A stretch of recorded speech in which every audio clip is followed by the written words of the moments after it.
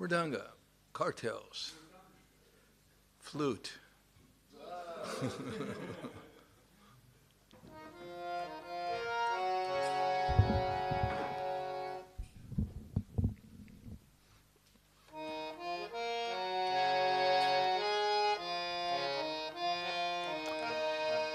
Jaya Madhava, Jaya Kunja Bihari.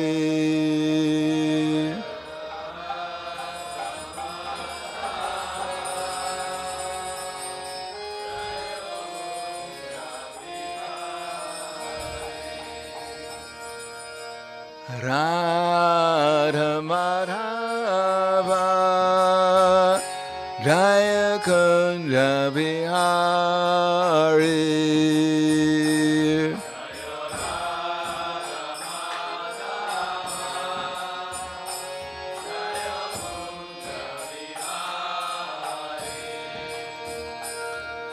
Gopidana Vallabha, Grivardhari, Jaya Grivardhari.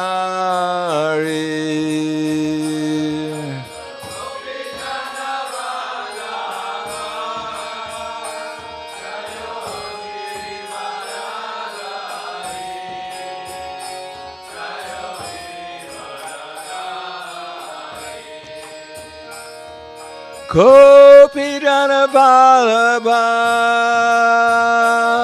Grivardhari, Jaya Grivardhari.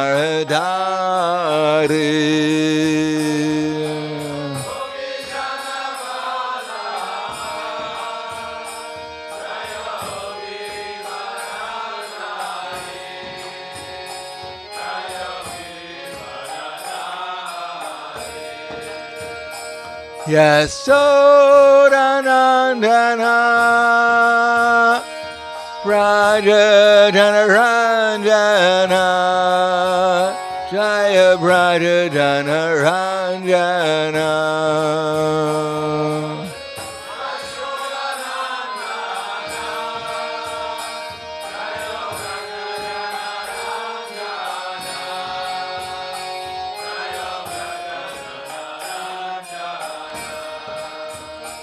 Yasodanandana,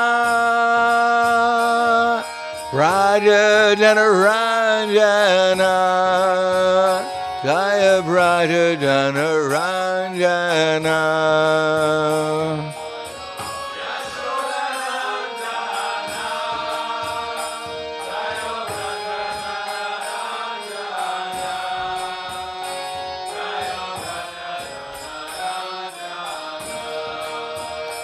Yamuna Tiravarachari, Jaya Kunja Bihari.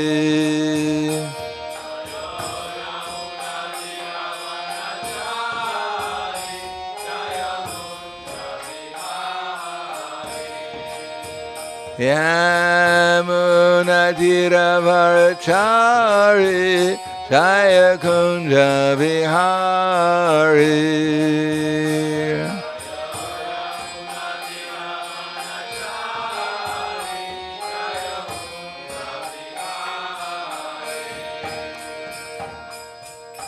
Radha Madhava,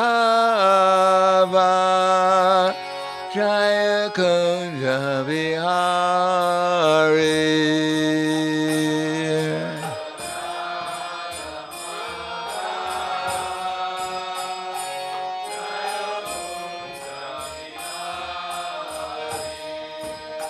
Jaya Radha Madhava, Jaya Kunja Bihari.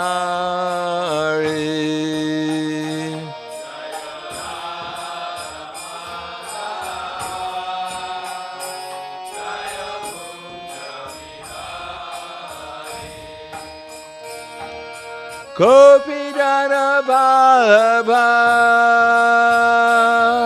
Grivardhari, Jaya Grivadari.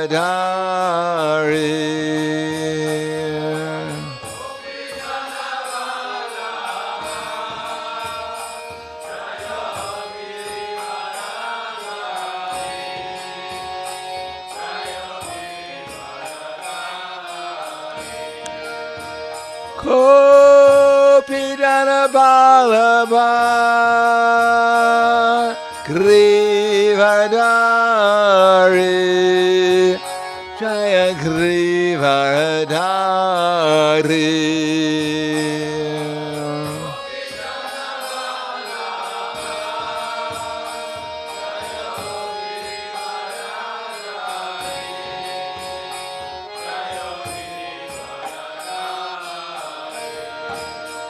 Kopidana Balaba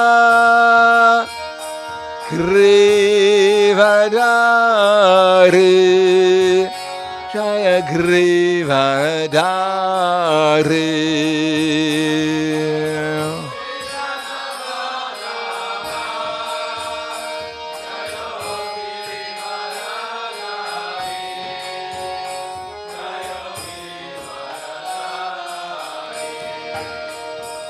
Yasodanandana Brajadana Ranjana Jaya Brajadana Ranjana.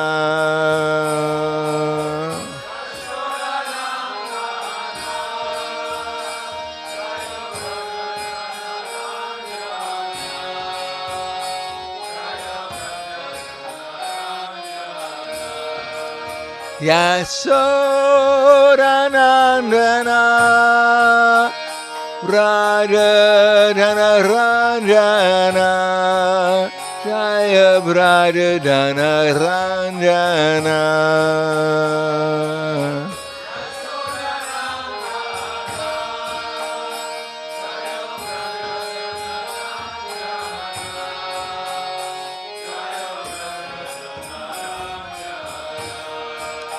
Yamuna Tiravarachari Jaya Kunja Bihari.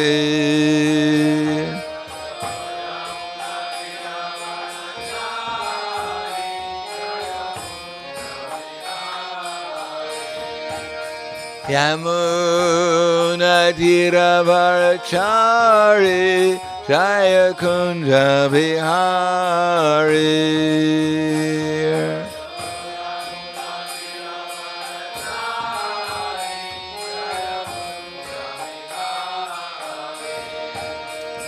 Yamuna Tiravarachari Jaya Kunja Bihari.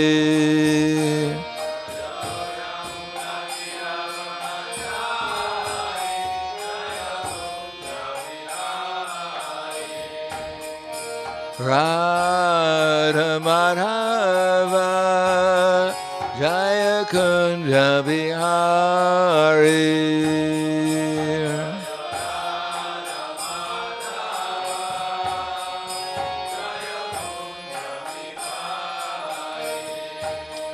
Jaya Radha Madhava Jaya Kunja Bihari.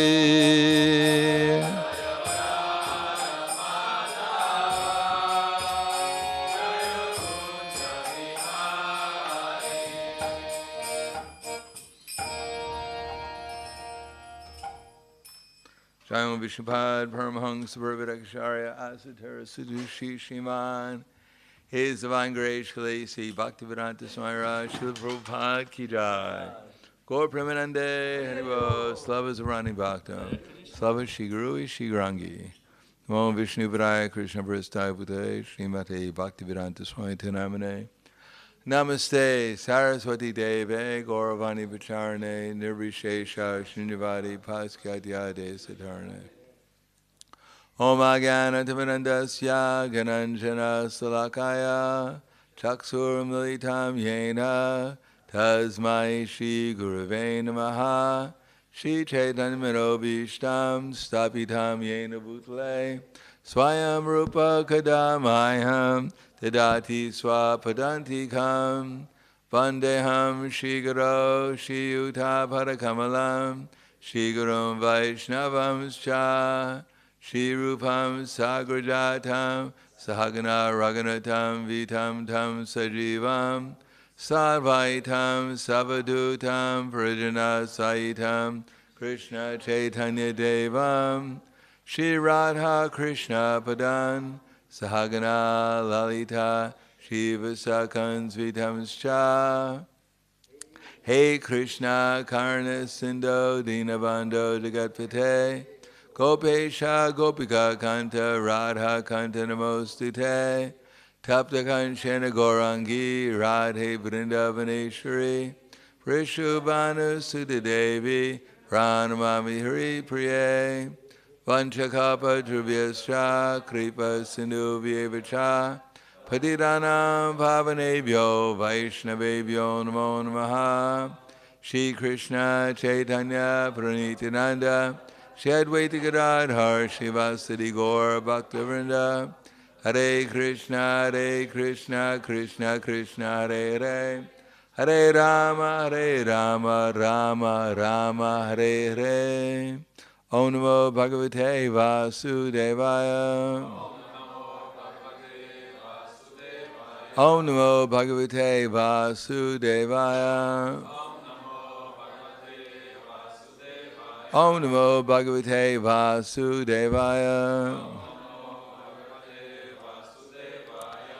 Srimad Bhagavatam Canto 9, Chapter 1, King Sudumna becomes a woman. Text number 19. So this is ninth canto, is especially a story canto. So interesting stories too.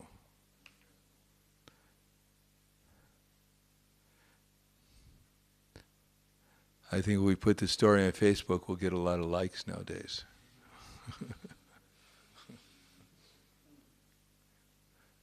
That the Hare Krishna movement is, it appears to be very conservative or whatever it appears like, but it's also quite progressive.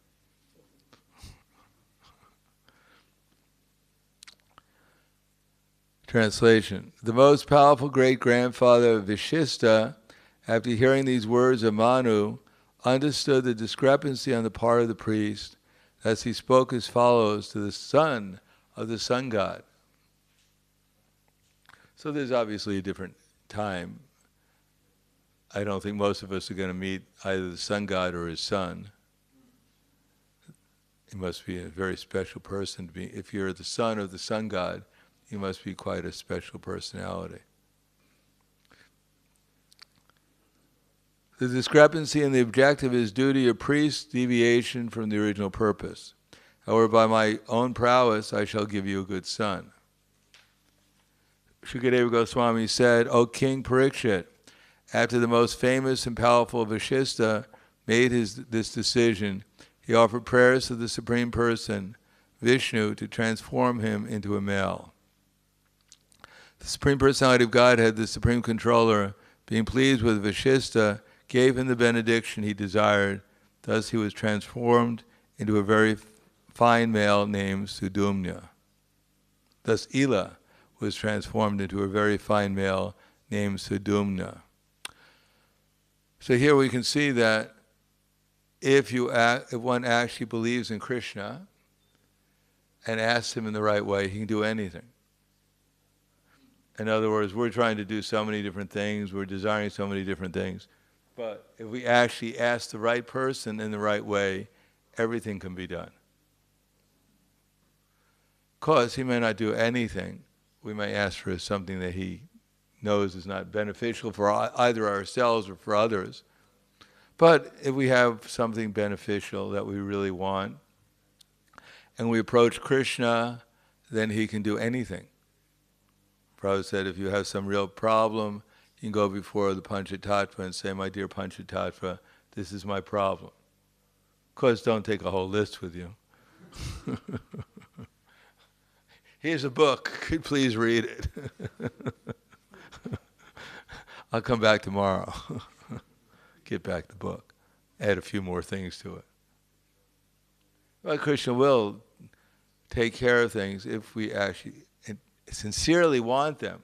So our process of Krishna consciousness is simply to develop, as Krishna says in the Bhagavad Gita, that just fix your mind upon me, the Supreme Personality of Godhead, and engage all your intelligence in me, thus you'll live with me always without a doubt. But if you cannot fix your mind upon me without deviation, then follow the regular principles of devotional service, and this way try to develop a desire to obtain me. Our whole process is just learning how to fix our minds on Krishna. That's the whole thing. As soon as we fix our mind upon Krishna, of course in the right consciousness, in the right way, with the right mood, then the result is that we come under Krishna's control, and Krishna comes under the soul's control, our control, loving control. Now we don't have much to offer to Krishna, because Krishna is already quite happy. He doesn't really need our little bit of bliss to make himself happy. It's not that Krishna's sitting there morose and thinking, when is that soul going to come to me so I can become happy?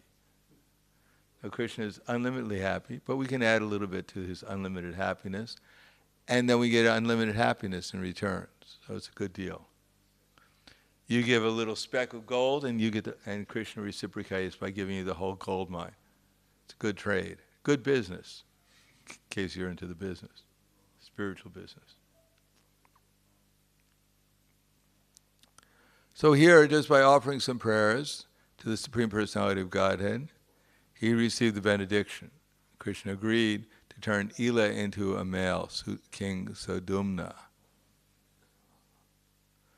O King Parikshit, the hero Sudumna, accompanied by a few ministers and associates, and riding on a horse brought from Sindhu Pradesha, once went into the forest to hunt.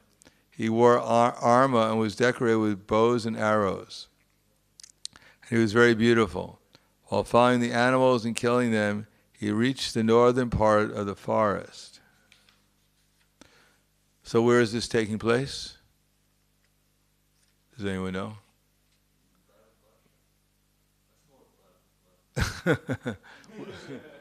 Yes, a different part of Varsha that we're in, by the way. Because does anyone know what Varsha looks like? Anyone have any idea where we are? Where are you? Well, I don't know. What?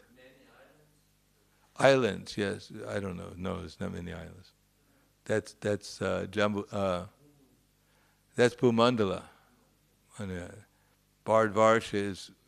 Varsha means what?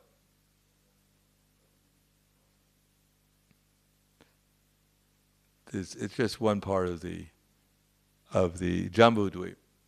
Why is it called Jambu Dweep?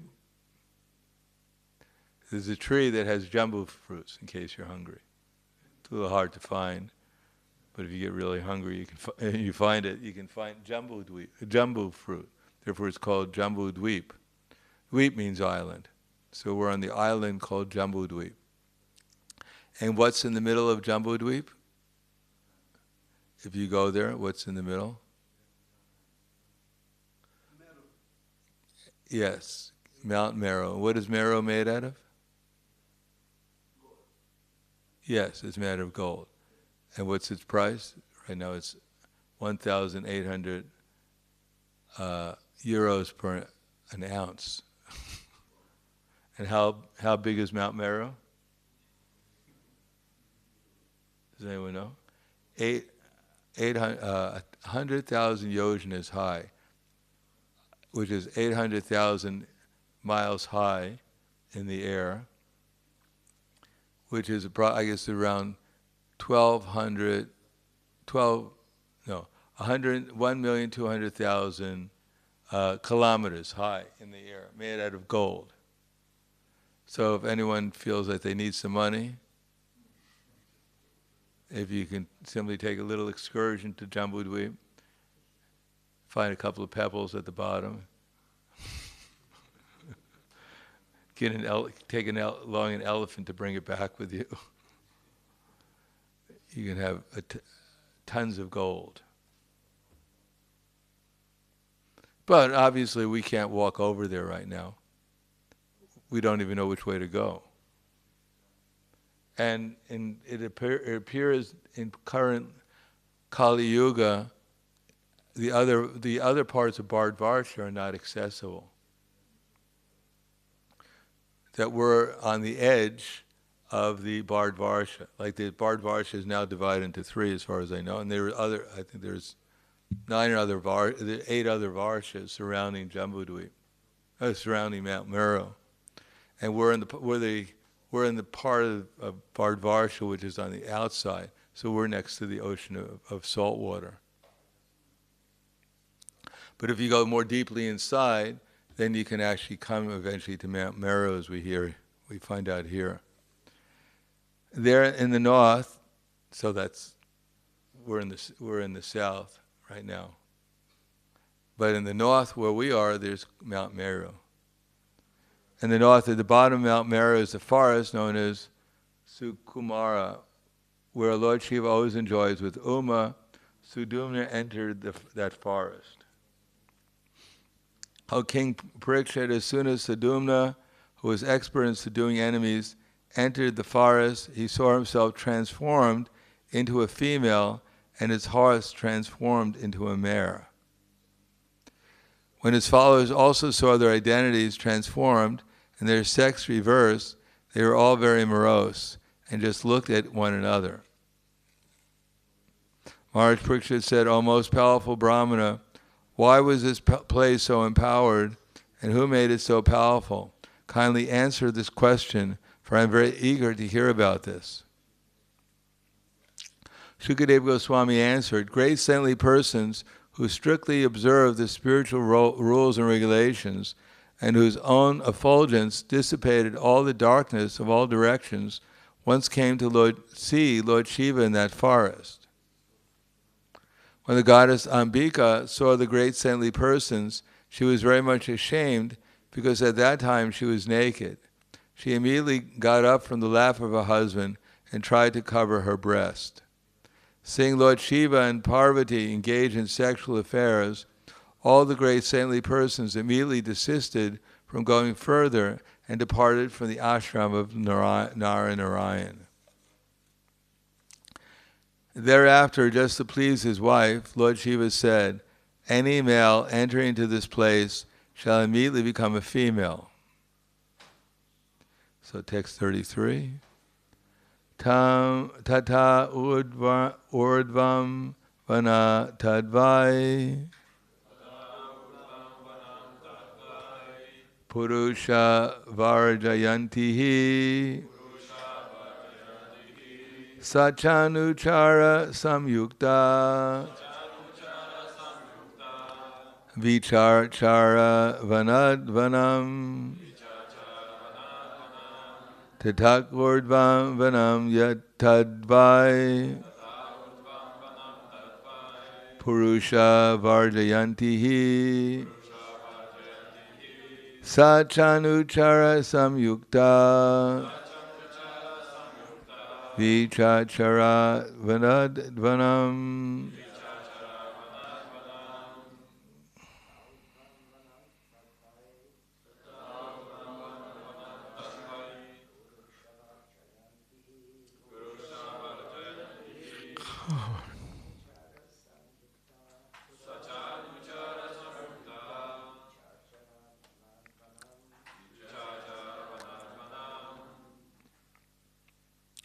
Ladies. Tata urdvam vanam vadvai Shavanjanti Samyukta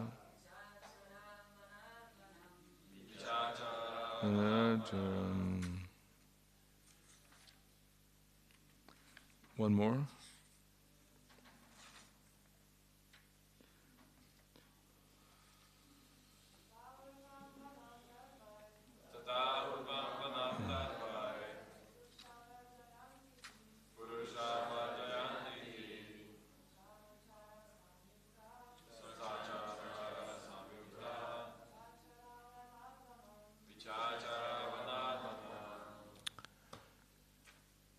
tata urdvam.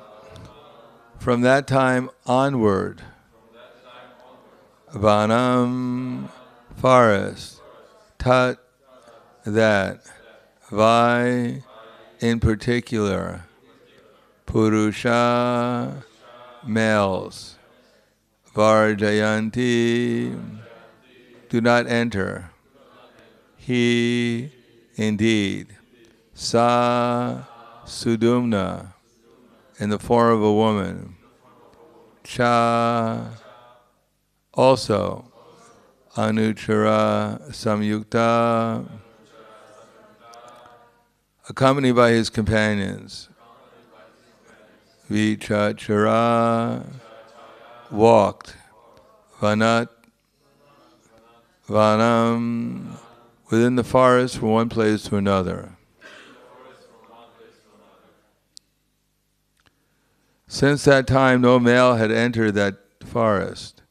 But now King Sadumna, having been transformed into a female, began to walk with his associates from one forest to another. So even in this Jambudweep, this Bharatvarsha, there are many interesting places. Some of them are good to visit, some of them not so good to visit. Depends who you are. Purport. In the Bhagavad Gita 2:22 it is said, Vasangsi Jirnani Atavahaya Nivani Grinati Naro Prani Tata Sharirani Vihar Jirnani Nani Samyati Nivani Dehi. As a person puts on new garments, giving up old ones, the soul accepts new material bodies, giving up the old and useless ones. The body is just like a dress, and here this is proved. Sudumna and his associates were all male, which means that their souls were covered by a male dress. But now they became female, which means that their dress was changed. The soul, however, remains the same.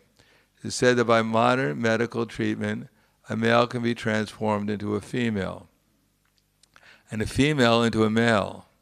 The body, however, has no connection with the soul. The body can be changed either in this life or in the next.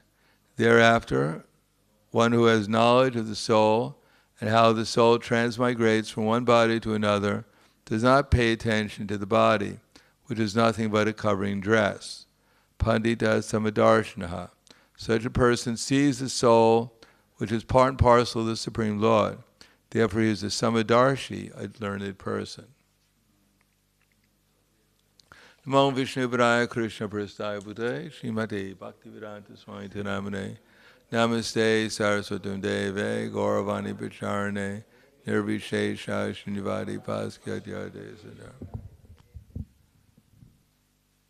The Srimad Bhagavatam, as well as other literatures, expand on the two conceptions, the eternality of the soul and the difference between the soul and material nature, and the Supreme Lord, and ultimately our relationship with Krishna's energy, either the internal energy, Yogamaya, or the external energy known as Mahamaya.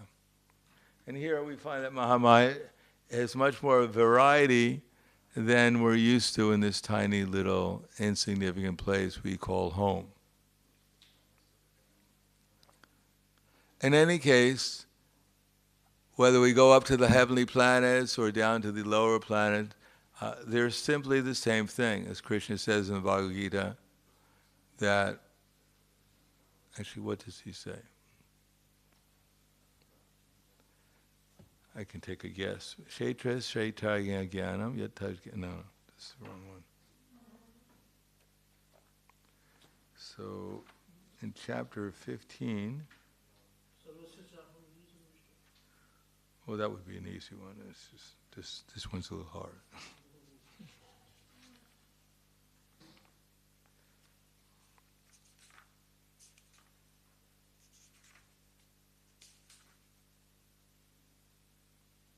Yavat sanjayate kinchit satvam stavarjangamam kshetra shagarya jnanam yatal jnanamatam mama. O son of Bharata, you should yavat sanjayate kinchit. Whatever you see in existence, both moving and non-moving, is said to be only a combination of the knower of the field and the field. And that's it.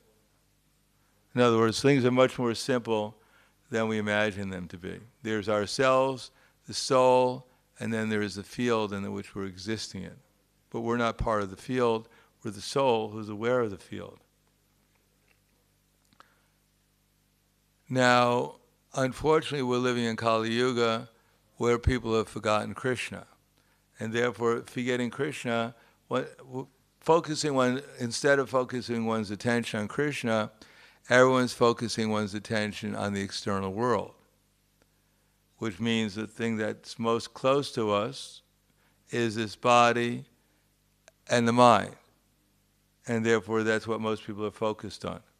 Now, it just so happens that whatever body we get, whatever mind we have, we're never going to be happy with it, because it's not meant for happiness. It's meant to make us unhappy. And if one is trying to become happy, and what does happiness mean? Happiness begins with realizing that we're eternal. Unless one realizes one is eternal, one cannot be happy. It is not possible. It doesn't matter how much we surround ourselves with material objects. Still, since we're always afraid of death, since we don't understand that we're eternal, naturally we'll be afraid of death. As soon as we forget who we actually are, which is called vidya, then we're put into asmita, which means we're put into ignorance, and along with ignorance, since we have to do something, we're given a false ego, namely this body. And when we get a false ego, included and free with the package is attachment and aversion. Whatever body we get, we're going to be attached to something and averse to something else. For instance, if one sees a beautiful woman on the street, one may become attracted to that woman, if he's a male. I wouldn't say normal, at least the kind of male. And then there's a dog may see the same woman. He may be attracted in a different way. He may be thinking of his next meal. And a brahmachari who's in Brahman, he may see something different. Like when Shukadeva Goswami passed by the naked damsels who were bathing in the lake, he didn't affect him at all, because he didn't see just only the external body. He saw the actual soul, and seeing the soul was much more significant than seeing the external body. Not only seeing, but we have to understand that one who's actually in transcendence, they have a whole experience, a whole different energy they're absorbed in, a spiritual energy which is completely on a different level of bliss, pleasure. And therefore, one is not attracted to trying to come down to the inferior methodologies of enjoyment, because one is already enjoying on the spiritual platform.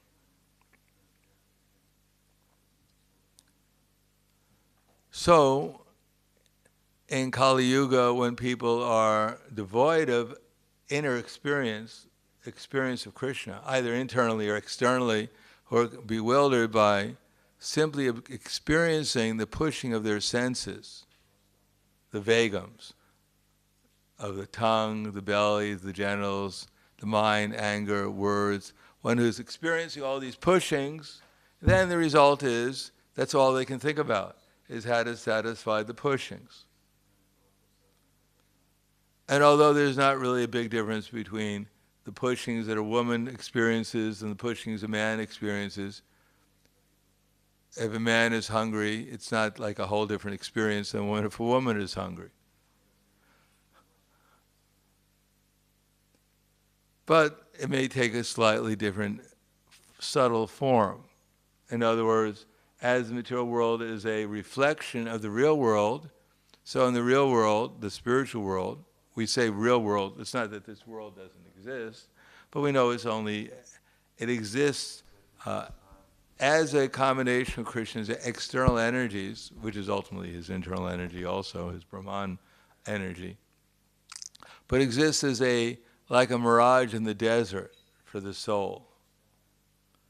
The energies have combined together in such a way as to make it seem that what we're seeing is factual. Just like if one sees a snake, a rope, and thinks it's a snake, it's not that the rope isn't there, it's just that we're seeing it wrongly. We think it's a snake when it's actually a rope. So we're seeing the material world which is there and we're experiencing it, we're just seeing it in the wrong way. And therefore we become thinking that this is all in all, this is all we can experience.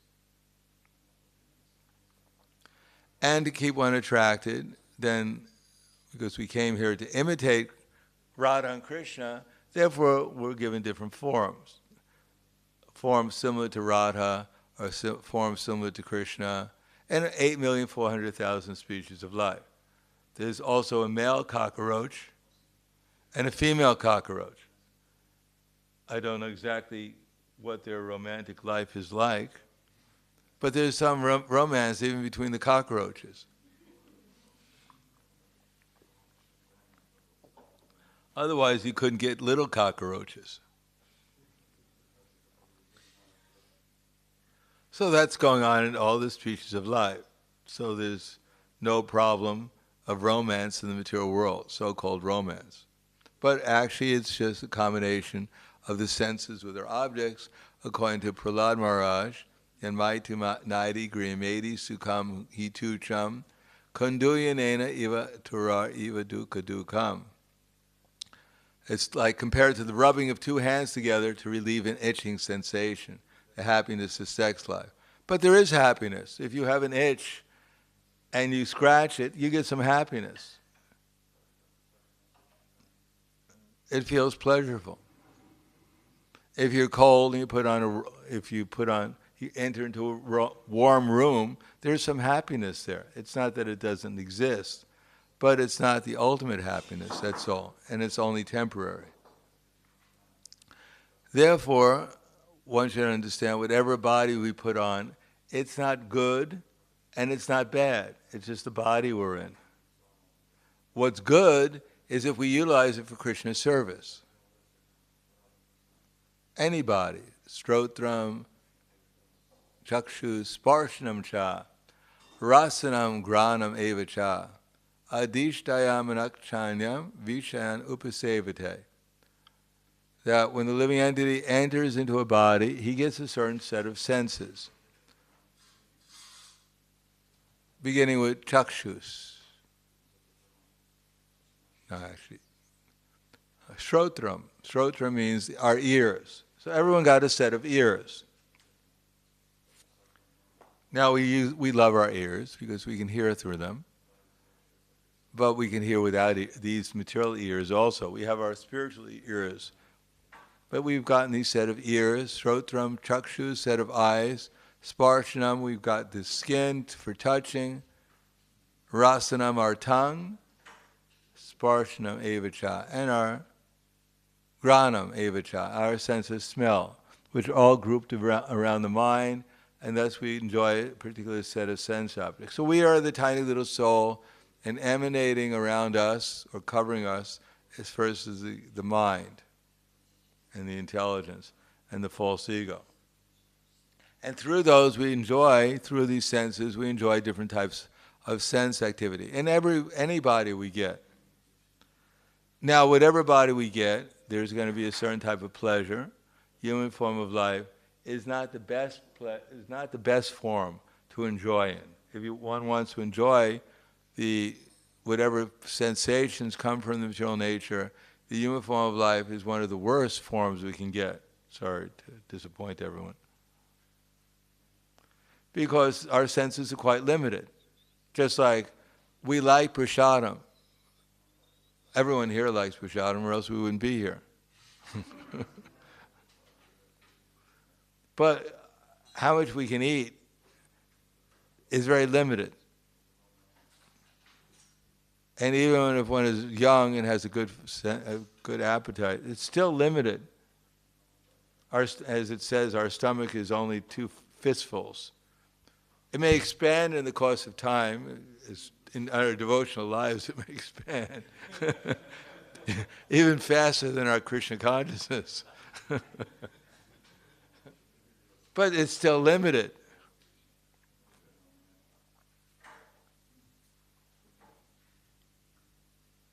And our smell, generally, we can after you walk into a room where there's some incense burning, after a few minutes, you just don't even notice it's there anymore. At least I don't. I don't know if anyone else does. It's not that you're in the room for 3 hours and you're smelling the incense. And all the other senses, how long, people, they go to the museum or look at a painting. Do they stare there for 3 hours? No, they can only get so much pleasure from looking at the painting. And even if they take it home, they don't spend the rest of their life looking at it. So it's limited. Yehi samsparsha boga dukkha yone evate. But we get a certain set of senses, and uniform life is specifically limited so that we could try to focus our consciousness on Krishna. So everyone has an equal opportunity to focus their mind upon Krishna. There's no extra price. When you come into the Hare Krishna movement, they don't charge you anything extra for thinking about Krishna. It's free, and you can do it anytime. And if you're thinking about Krishna, generally the devotees don't catch you and say, I caught you thinking about Krishna. Stop thinking about it. No, hopefully the devotees encourage each other to hear about, and to remember Krishna, to become Krishna conscious. That's why we're here. Besides the prasadam, we're also here to remember Krishna, to come through the process. And what's the process? For us, Swadharmam apita, no. Swadharmam viguna paradharmat svanustita. Shreyan swadharmam viguna paradharmat svanustita. Shredharme nididam shreyak paradharmo bhayavaha. That is better to one performs one's own activity, even imperfectly, than to try to perform someone else's duty. Even if you fail in one's own duty, is better than to perform some other's duty, because to do some other's duty is dangerous. So Shreya Swadamo Viguna. So we have to find out what our duty is. Now it just so happens that it's rather easy, at least our initial duty. Most of us can see what's the difference between a man and a woman. Although as Kali Yuga progresses, it's becoming more difficult. Matter of fact, people can't even, they have like 72 designations now. So you have to go to college to figure out all these designations. Because normal, simple people just see men and women. Other people see 72 designations.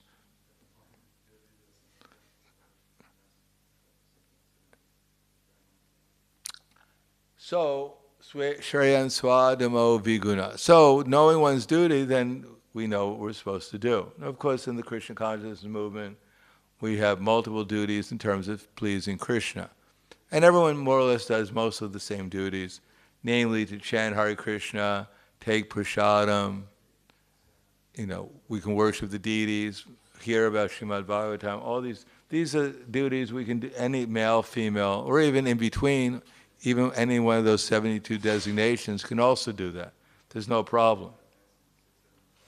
The only thing is, if we want, as a man and woman, if we're not completely on the transcendental platform, then one may want to become a householder.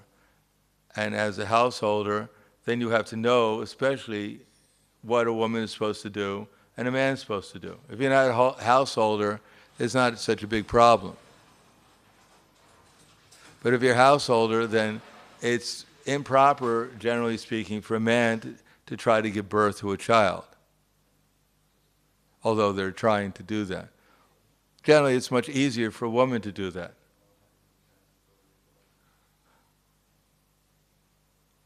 because this may be controversial. But so far it's not so controversial. Now in America, they're trying to make artificial milk so that a man can breastfeed. As if, that's a big accomplishment.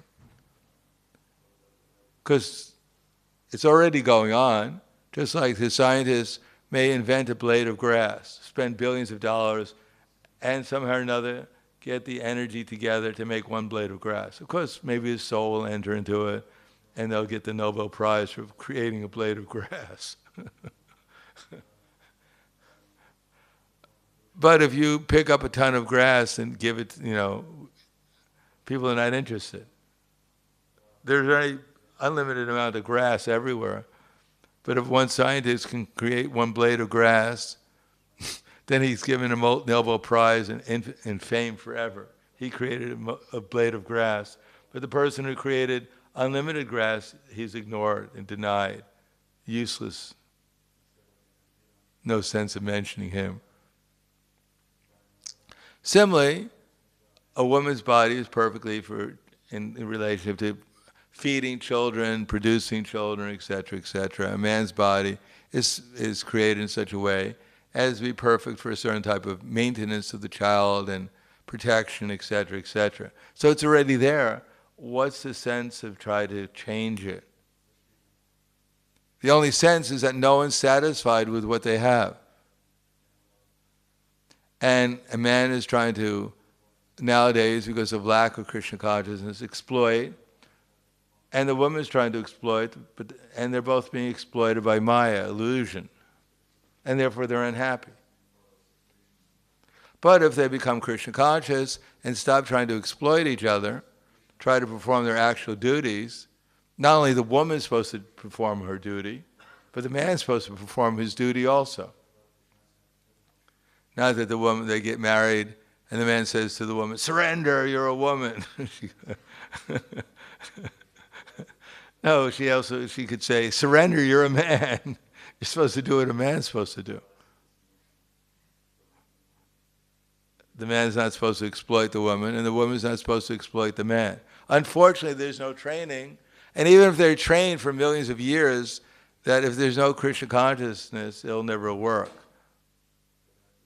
Because one is forced by Maya to exploit. In the absence of Krishna consciousness, in the absence of God consciousness, one will be forced to exploit others in one way or another. No matter how much one may put on a show of being, sensitive or feeling or considerate, it's only a mechanism. Without Krishna consciousness, it's a mechanism for exploitation. Therefore, if we become Krishna conscious and we introduce it to others, then these bodily concepts of life will be, at least if there's enough Krishna consciousness, we'll know how to use our body properly. So that we'll be productive in producing more Krishna consciousness. The production of children, etc., the production of food, whatever we're producing, is all aimed at helping us become suitable for serving Krishna, that's all. And if we're suitable for serving Krishna, and we serve Krishna, then we become successful in this lifetime. And then we can actually appreciate whatever body is there in the 8,400,000 species of life can be engaged in Krishna's service. The cow can be engaged in Krishna's service. The bull can be engaged in Krishna's service. The animals in the farm can be engaged in Krishna's service. And if you're as powerful as Lord Chaitanya, you can even get the tigers and the deer to chant Hare Krishna. But we should start, as Prabhupada said, we're not as powerful as Chaitanya Mahaprabhu, so at least we should try to get the two-legged animals to chant Hare Krishna. And that will create a real society where people can know what their duties are and be happy just doing their duty. After all, the happiness of material life, namely eating, sleeping, bathing, and defending, can be equally enjoyed by any species, anyone. But if one is Krishna conscious, then one can actually enjoy on another platform of consciousness, which makes everything else seem insignificant. And therefore, on that platform, everyone is equally eligible to get the unlimited happiness, and one is equally, if one is serving Krishna, one becomes equally worshipable to everyone else who's serving Krishna. Therefore, in Chaitanya Charitamrita, it is said that all the servants of Chaitanya Mahaprabhu, which means all the servants, man, woman, or whoever else was serving Krishna, they're all equally worshipable because they're serving Krishna. But I'm just going to explain some of the prominent devotees so that we get some idea about what Chaitanya Mahaprabhu's movement is actually all about. But in the Sankirtan, when they're doing Harinam, when they're serving Chaitanya Mahaprabhu's movement, when he's there, and the Harinam is going, everyone is feeling unlimited pleasure and bliss. They're in an ocean of bliss. Doesn't matter who you are. And that's actually the perfection of life. Not becoming a more powerful man or a more powerful woman or whatever else it is. So I'll stop there. Thank you. Any questions?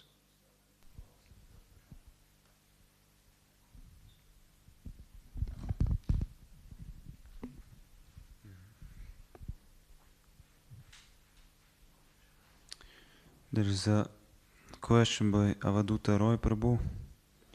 In the Mahabharata it is said one should speak to the enemy meekly, but should actually be heartless. One should speak with a smile, but never reveal one's true nature by performing a harsh act. It seems, as per this rule, a kshatriya cannot become free from duality. What do you think? Well, what you do, I don't know this rule that speak meekly to your enemy. But anyhow, whatever the Kshatriya's rules are, so you can follow them. It doesn't mean that you have to be in Maya when you're doing it. King Priyavrata, he wanted to become a brahmachari, complete celibacy. And Narada Muni was instructing him. He was also a Naishtika brahmachari. But Swayambhuva Manu, he wanted to retire from his position, so he wanted his grandson to take over the universe. So Lord Brahma came, Indra came, Shiva came, Swayambhuva Manu came, and Brahma asked Priyavrata to take over the realm of the universe, the ruling of the universe. So he had to get married, because you can't perform sacrifice properly unless you're married, because both energies have to be there in the sacrifice. But although he was married, because he was married, he had to act like a husband. He couldn't say, "Oh, stay away from me, lady. I'm a brahmachari. Don't touch me." No, he had to act like he had to act like a householder. Although his consciousness was transcendental, but he acted as a perfect householder. And his wife acted as a perfect wife, he acted as a perfect husband. And she dressed very nicely and gave him, affectionate glances, and he accepted them as the inspiration to rule over the universe. But within himself, he always remained completely detached and aloof. So one could be anything. Yudhisthira Maharaj, Arjuna, they were all Kshatriyas, but they were also fully conscious of Krishna. And therefore, although externally they did whatever seemed to go on for the pastimes, but internally they were always fully aloof from the whole thing, completely absorbed in serving Krishna in a completely different energy. So we should know what our rules and regulations are for whatever we're doing, but within ourselves we should always be Krishna conscious. Therefore, in that verse, Shreyan Swadamo Viguna, it says that as long as one in the Bali concept of life, one should continue to do his duty, but at the same time have a full sense of Krishna consciousness. So we're not trying to change our duty, we're trying to find out right now what it is, and at the same time have a full sense of Krishna consciousness while we're doing it. Anything else? Yes. Hare Krishna Maharaj, you said that in Harinam we should feel, devotees feel unlimited bliss, and what to do if you don't feel this bliss? Or Well, ask Krishna why you're not feeling it. He'll give some answer. Usually our main problem is we're offending devotees all the time. It's just like our second nature. And sometimes, we make a mistake and we appreciate someone or something. We appreciate what the devotees are doing. We actually have some faith in Krishna. And inadvertently we chant Hare Krishna with actually some feeling, some concentration, and then we're blissful. So it happens sometimes.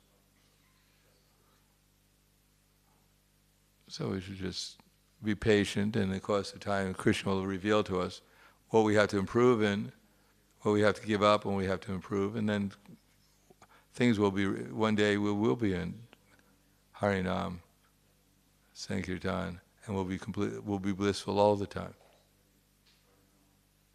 But we should just look forward to finding out what's the right thing to do and what's the wrong thing to do the right thing, avoid the wrong things, and just pray to Krishna that we can get little drops here and there, so we get inspired to go on until one day we're completely absorbed in Krishna consciousness. All right. Kvala Grantaraj Srimad Bhagavatam ki jai, Srila Prabhupada ki jai, Gaur Pimanande.